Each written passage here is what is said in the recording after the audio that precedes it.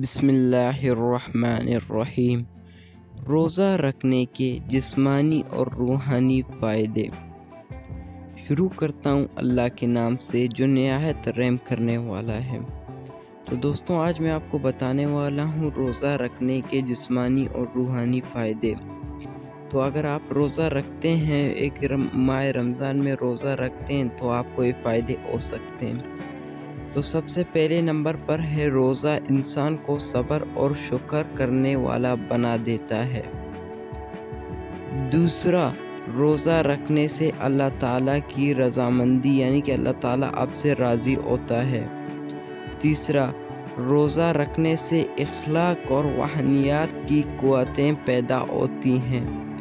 چوتھا، روزہ انسان کے دل و دماغ کو روشن بنا دیتا ہے۔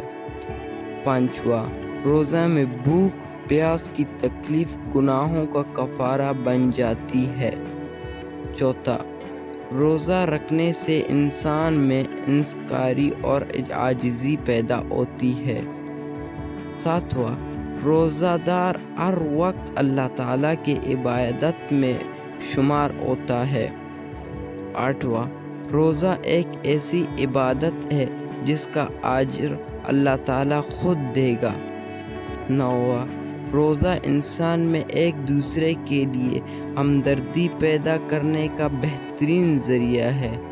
دسواں، روزہ رکھنے سے انسان میں غریبوں کی ضروریاتوں کا احساس پیدا ہوتا ہے۔